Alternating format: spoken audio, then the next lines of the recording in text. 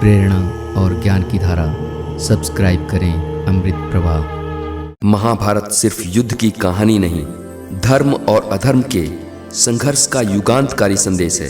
सदियों पहले भारत भूमि पर एक ऐसा युद्ध हुआ जिसने केवल तीर, तलवारें और रथ नहीं तोड़े, उसने अहंकार, अन्याय और अधर्म की जड़ें उखाड़ दी। यह महाकाव्य हमें बताता है कि परिवार में हो, समाज में हो या हमारे मन के भीतर, धर्म और मोह का संघर्ष हमेशा चलता रहता है, और जो इस संघर्ष में अपने स्वार्थ, क्रोध और लालच पर विजय पाले वही जीवन में विजयी होता है। आज के युग में भी हमारे भीतर कौरव और पांडव बसते हैं। कौरव हमारे गुस्से, ईर्ष्या और लालच का प्रतीक हैं, और पांडव हमारे साहस, धैर्य और सत्य की पहचान। महाभारत हमें शस्त्रों का नहीं, जीवन की परिस्थितियों से लड़ने का ज्ञान देता है। दोस्तों, यदि आप भी जीवन के संघर्षों से जूझ रहे हैं, यदि आप बार बार टूटते हैं, रास्ता खोते हैं, तो महाभारत आपको सही मार्ग दिखाएगी।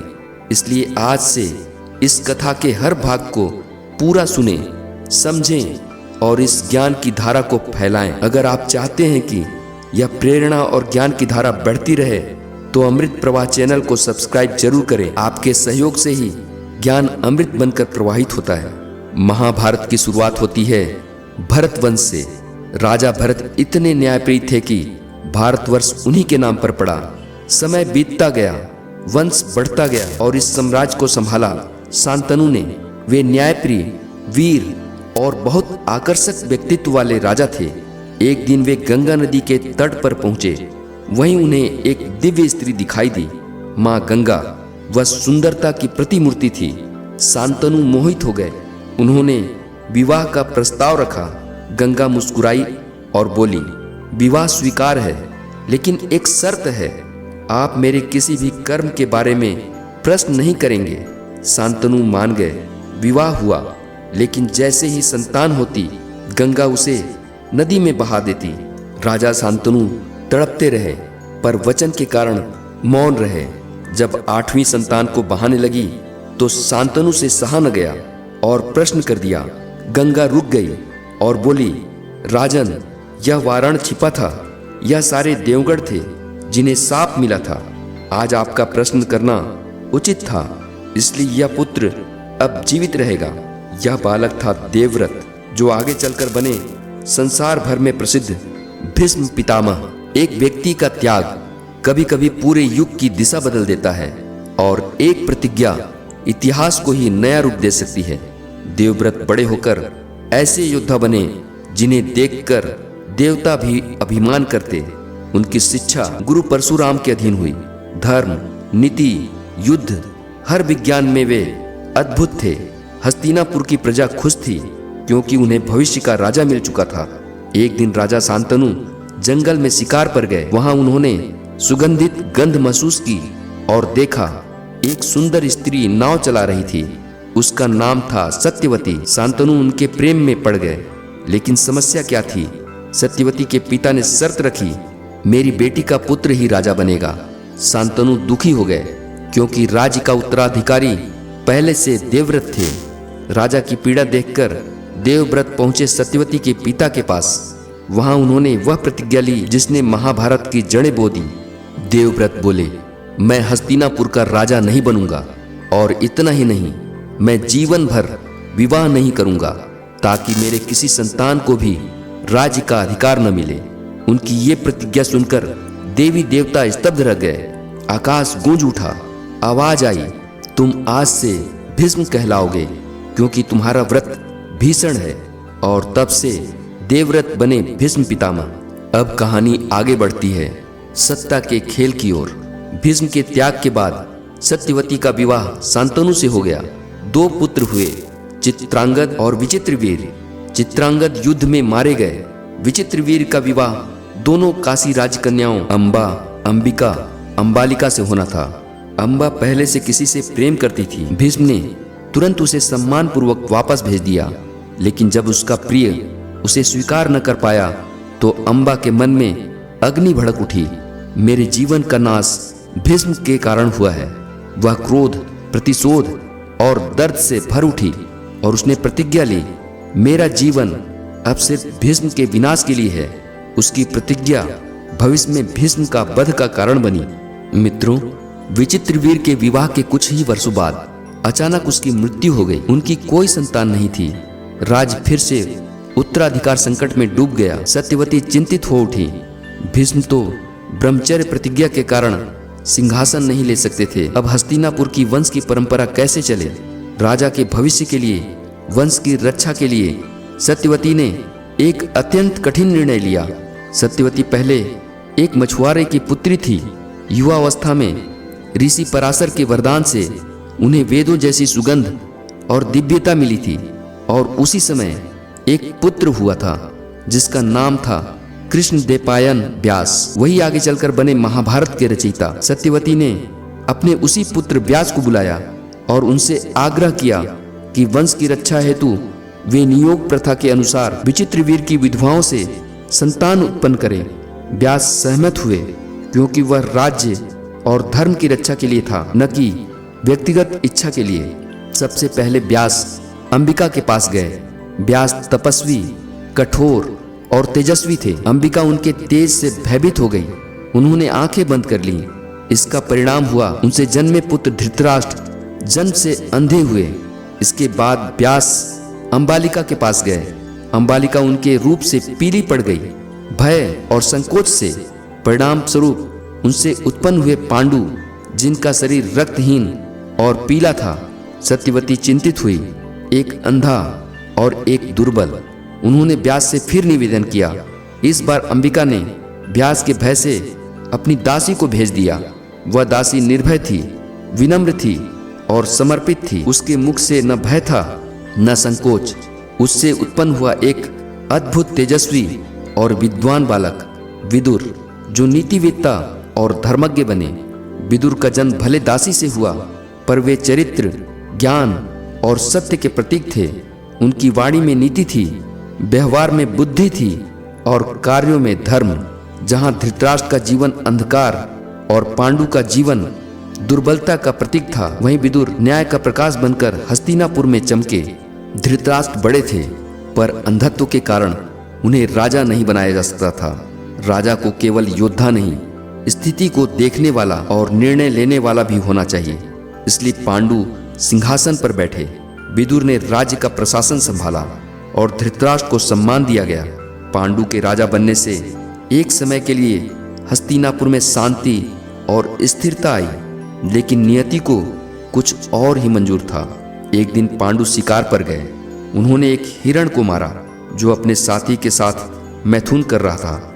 वह हिरण वास्तव में एक ऋषि और उनकी पत्नी थे जो मृग योनि में थे। मृत्यु के क्षण ऋषि ने शाप दिया, हे पांडु, जिस समय तुम काम भाव में होगे उसी क्षण तुम्हारी मृत्यु हो जाएगी। यह शाप पांडु के जीवन को बदल गया।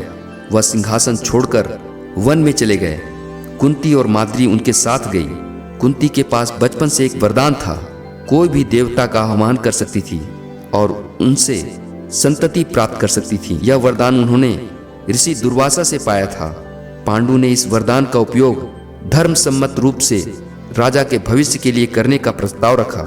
इसी से जन्म होंगे युधिष्ठिर, भीम और अर्जुन, और माद्री से नकुल और सहदेव। इन पांचों के आने से ही आरंभ होगा वह युग जिसमें धर्म, साहस, ज्ञान, बल और बुद्धि एक साथ जन्म लेंगे और आगे चलकर महाभारत की दिशा बदलेंगे। कुंती ने सबसे पहले धर्मदेव का आवाहन किया। धर्मदेव प्रकट हुए और बोले, तुम्हारे गर्भ से ऐसा पुत्र जन्म लेगा जो सत्य, न्याय और धर्म का पालन करेगा। परिणाम स्वरूप युधिष्ठिर का जन्म हुआ। शांत, स्थिर, सत्यप्रिय, उनके चेहरे से ही गंभीरता और संतुलन झलकता था। वे आगे चलकर धर्मराज कहलाए। दूसरी बार कुंती ने वायुदेव का आवाहन किया। वायुदेव बोले, मैं तुम्हें ऐसा पुत्र दूंगा जिसका बल लाखों हाथियों के बराबर होगा। परिणाम स्वरूप भीम का जन्म हुआ। जन्म लेते ही उनका स्पर्श इतना शक्तिशाली था कि वे जिस पथरीली चट्टान पर रखे गए थे वह फट गई। उनमें अपार ऊर्जा थी, इसलिए पांडु ने उनका नाम रखा भीमसेन। अब पांडु ने कहा, कुंती, हमें एक ऐसा पुत्र चाहिए जो युद्ध कला का आदर्श हो। कुंती ने इंद्रदेव का आह्वान किया। इंद्रदेव बोले, जो पुत्र जन्म लेगा वह सभी योद्धाओं में श्रेष्ठ होगा, धनुर्विद्या में अद्वितीय और धर्म युद्ध का आधार। अर्जुन जन्मे, गंभीर, वीर, तेजस्वी, उनकी आंखों में लक्ष्य की स्थिरता थी। इन तीनों के जन्म के समय प्रकृति ने अलग अलग संकेत दिए। वन में दिव्य प्रकाश, मंद पवन और अद्भुत सुगंध फैलती थी, जैसे संसार स्वयं स्वागत कर रहा हो। पांडु ने कुंती से आग्रह किया कि वह अपना वरदान माद्री को भी प्रदान करे। कुंती ने बिना ईर्ष्या, बिना संकोच प्रेम पूर्वक यह आशीर्वाद दिया। माद्री ने अश्विनी कुमारों का आह्वान किया जो दिव्य तेजस्वी पुत्र जन्मे। नकुल, सुंदरता, कौशल और चिकित्सा ज्ञान का प्रतीक। सहदेव, अद्भुत बुद्धि, ज्योतिष और नीति में श्रेष्ठ। इन पांचों को देखकर पांडु प्रसन्न हुए, लेकिन नियति उन्हें अधिक समय तक पिता होने का सुख नहीं दे पाई। एक दिन माद्री के साथ एकांत में रहते हुए पांडु ने शापवश प्राण त्याग दिए। माद्री भी सती हो गई। कुंती पांचों पुत्रों को लेकर वापस हस्तिनापुर आई, जहां नई कहानी शुरू होने जा रही थी। हस्तिनापुर में धृतराष्ट्र और गांधारी का विवाह हुआ। गांधारी ने पतिव्रता धर्म के पालन में अपनी आंखों पर पट्टी बांध ली, क्योंकि धृतराष्ट्र अंधे थे। वह भी संसार को उसी तरह देखना चाहती थी जैसे उनके पति देखते हैं। गांधारी गर्भवती हुई, पर गर्भ 2 वर्ष तक नहीं फूटा। वे निराश हो गई। अंततः उनके गर्भ से एक मांस का लोथड़ा निकला। सभी घबरा गए, लेकिन व्यास आए। उन्होंने उस मांस को 100 भागों में विभाजित किया और उन्हें घी भरे कलसी में रखा। समय आने पर उन कलशों से 100 पुत्र और 1 पुत्री जन्मे। सबसे बड़ा पुत्र दुर्योधन, उसके जन्म के समय ही अशुभ संकेत दिखे। आकाश में काले बादल गरजे, गिद्ध शहर पर मंडराए। विदुर ने चेताया, यह बालक आगे चलकर विनाश का कारण बनेगा। लेकिन धृतराष्ट्र ने प्रेमवश विदुर की बात नहीं मानी। यहीं से त्रुटि की पहली नींव पड़ी। मित्रों, आइए जानते हैं कृष्ण के अवतार के बारे में। उधर मथुरा में अत्याचारी कंस अपनी बहन देवकी और उसके पति वासुदेव को कैद कर चुका था। आकाशवाणी हो चुकी थी, देवकी का 8वां पुत्र कंस का वध करेगा। 6 पुत्रों को कंस ने मार दिया था। 7वां बलराम योग माया के माध्यम से देवकी के गर्भ से रोहिणी के गर्भ में पहुंच गया। 8वें पुत्र के रूप में कृष्ण ने जन्म लिया। मध्य रात्रि कंस के कारागार में दिव्य ज्योति के बीच वासुदेव सारे बंधन से मुक्त हो गए। मित्रों, कृष्ण का अवतार, पांडवों का जन्म और कौरवों का जन्म तीनों एक ही कालखंड में हुए, क्योंकि नियति ने इन तीनों को एक ही युद्ध की ओर ले जाना था। कुंती 5 पुत्रों को लेकर हस्तिनापुर लौटी। भीष्म ने स्नेहपूर्वक उनका स्वागत किया। धृतराष्ट्र ने भी आदर दिखाया। हस्तिनापुर में पहली बार पांडव और कौरव एक साथ आए। देखने में सब भाई जैसे लगते थे, पर उनके मन, संस्कार और भावनाएं बिल्कुल अलग थीं। यहीं से शुरू होगा वह संघर्ष जो अंत में महाभारत को जन्म देगा। हस्तिनापुर में पांडवों का आगमन एक नई ऊर्जा लेकर आया। युधिष्ठिर की शांत प्रवृत्ति, भीम का उत्साह, अर्जुन की गंभीरता, नकुल सहदेव की विनम्रता, इन 5 में विनय, शालीनता और अनुशासन साफ दिखता था। इसके विपरीत कौरव, विशेषकर दुर्योधन और दुशासन, गर्व, अहंकार और ईर्ष्या से भरे हुए थे। धृतराष्ट्र अंधे थे, परंतु पुत्र स्नेह में पक्षपाती थे। वे पांडवों और कौरवों के स्वभाव का अंतर स्पष्ट समझते थे, पर कह नहीं पाते थे। भीम और विदुर सब संभालते थे, राज्य भी और बच्चों के बीच बढ़ती दूरी भी। एक दिन कौरवों ने खेल खेल में भीम को धोखे से विष मिलाकर नदी में फेंक दिया। भीम की सांसें कुछ समय के लिए थम गई, परंतु नागलोक में पहुंचकर वसुकी नाग ने उन्हें अमृत समान रस दिया, जिससे भीम का बल कई गुना बढ़ गया। जब भीम जीवित लौटे तो दुर्योधन के मन में भय नहीं बल्कि ईर्ष्या और बढ़ गई। उसे लगा कि पांडवों की शक्ति हर हाल में बढ़ती ही जाएगी। यहीं से अंतर की दीवारें ऊंची होना शुरू हुई। एक दिन एक ब्राह्मण, कठोर व्रतधारी, ऊंचे जटाजूट वाले, तेजस्वी व्यक्तित्व लेकर हस्तिनापुर आया। नाम द्रोणाचार्य। वे शस्त्र विद्या में पूर्ण, युद्ध कला के अद्भुत ज्ञाता और परशुराम के शिष्य थे, पर वे निर्धन थे। बेटा अस्वस्थ थामा खेलते हुए भी दूध की जगह आटे में पानी मिलाकर पीता था। द्रोणाचार्य ने धनुष चलाने में अपने पुत्र को दक्ष बनाने का संकल्प लिया था, लेकिन उसके पास साधन न थे। उन्होंने हस्तिनापुर जाने का निश्चय किया। हस्तिनापुर में उनकी कला देखकर भीष्म दंग रह गए। उन्होंने तुरंत द्रोण को राजगुरु नियुक्त कर दिया। पांडव और कौरव भी द्रोणाचार्य के शिष्य बने। द्रोण का नियम था, जो श्रम करेगा वही आगे बढ़ेगा। उनकी शिक्षा में कोई पक्षपात नहीं था, पर आवश्यकता के अनुसार भेदभाव अवश्य था। कौरवों को लगता था कि गुरु पांडवों को अधिक महत्व देते हैं, पर गुरु केवल योग्यता देखते थे। अर्जुन के भीतर अद्भुत एकाग्रता थी। वे जब अभ्यास करते थे तो संसार की सारी ध्वनियां जैसे शांत हो जाती थी। एक घटना ने उन्हें महान बना दिया। एक रात द्रोण ने देखा कि अर्जुन अंधेरे में भी तीर चलाने का अभ्यास कर रहे हैं। अर्जुन बोले, गुरुदेव, जब मैं भोजन करता हूँ और प्रकाश बुझ भी जाता है तो भी हाथ मुंह तक पहुंच जाते हैं, तो यदि लक्ष्य का अभ्यास भी बिना प्रकाश के किया जाए तो क्या युद्ध में अंधकार मुझे रोक पाएगा? द्रोण मुस्कुराए, अर्जुन, आज से मैं तुम्हें अपना श्रेष्ठ शिष्य मानता हूँ। द्रोणाचार्य ने शिष्यों को एक स्थान पर बुलाया। एक पेड़ की डाल पर नकली चिड़िया बिठाई। सबसे कहा, निशाना साधो और बताओ तुम्हें क्या दिख रहा है।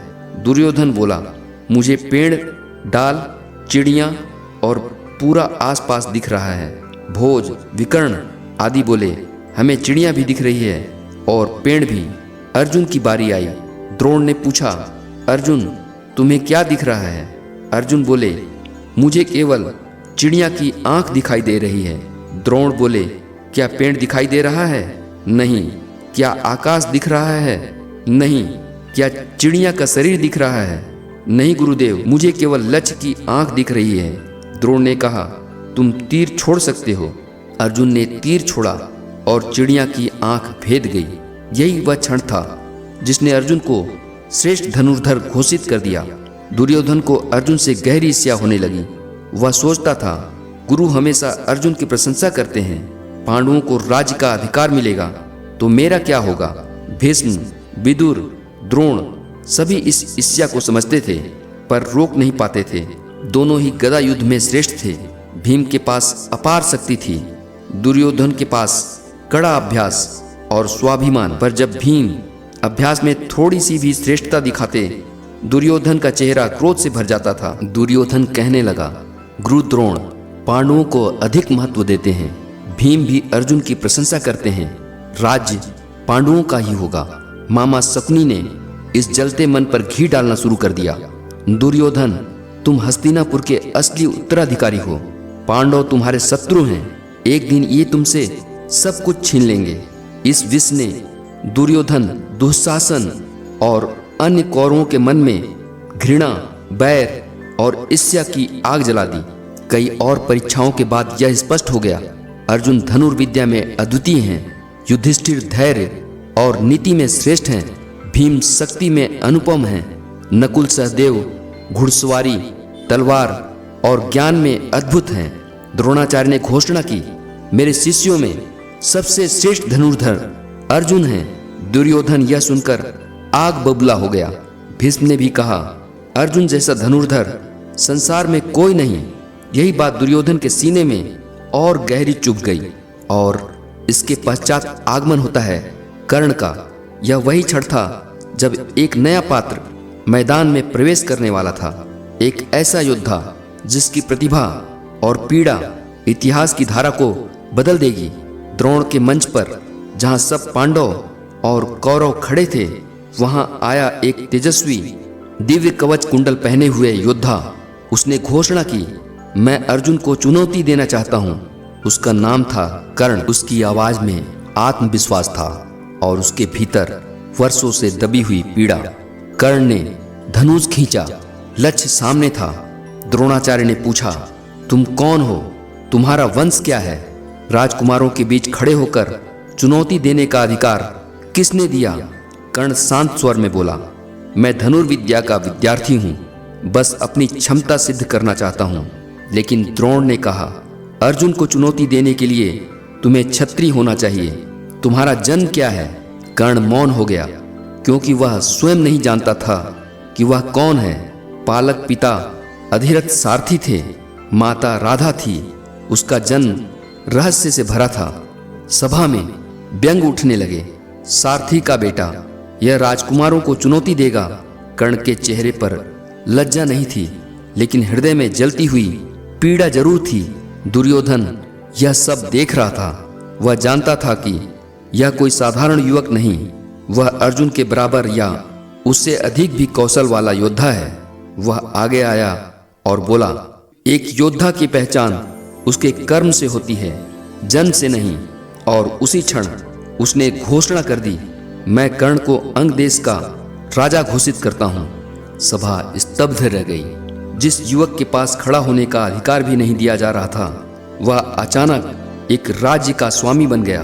कर्ण की आंखों में आंसू आ गए, कभी अपमान के, कभी कृतज्ञता के, और कभी उस दुर्लभ मित्रता के जिसका वह जीवन भर ऋणी रहेगा। उसने दुर्योधन से कहा, आज से मेरी हर श्वास, हर शस्त्र, हर प्राण आपके ऋण में बंध गया है। यहीं से शुरू हुई वह मित्रता जो मृत्यु तक नहीं टूटी। कर्ण अब राजा बन चुका था, इसलिए अर्जुन को चुनौती देने का अधिकार था। अर्जुन के भीतर भी एक अग्नि भड़क उठी। वह गर्व से बोला, किसी के बनाए राजा होने से कोई क्षत्रिय नहीं बन जाता। कर्ण शांत लेकिन दृढ़ स्वर में जवाब देता है, और किसी को गुरु का प्रिय होने से दुनिया का श्रेष्ठ धनुर्धर नहीं बन जाता।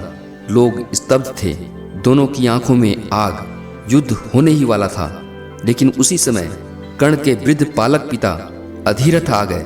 उन्होंने कर्ण के चरण पकड़ लिए। राजन, आप राजा बन गए, लेकिन मेरे कारण शत्रुता मत मोल लो। कर्ण तुरंत पीछे हट गया। अर्जुन भी शांत हो गया। युद्ध टल गया, लेकिन प्रतिद्वंदिता जन्म ले चुकी थी। भीष्म के मन में एक टीस उठी। उन्हें कर्ण में एक दिव्य तेज दिखाई देता था, परंतु परिस्थिति उसे स्वीकार नहीं कर रही थी। विदुर सोचते थे, जन्म किसी का भी हो, कर्म और प्रतिभा ही वास्तविक पहचान है।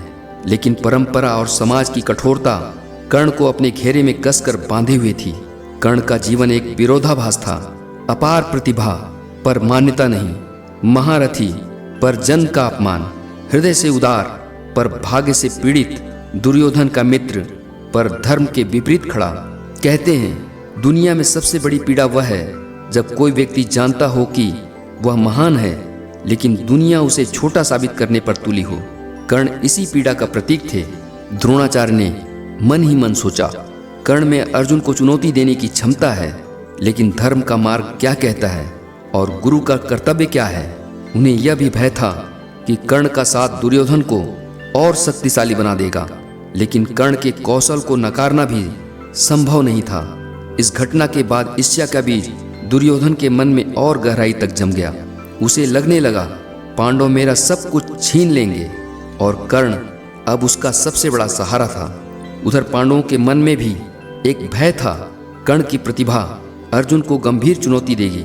यह द्वेष या प्रतिद्वंदिता या दो महाशक्तियों का सामना आगे चलकर युद्ध की जड़ बनेगा। प्रिय श्रोताओं, आज इस कथा में हम उस मोड़ तक पहुंच चुके हैं जहां महाभारत की धरती पर भावनाओं की आंधी उठ रही है।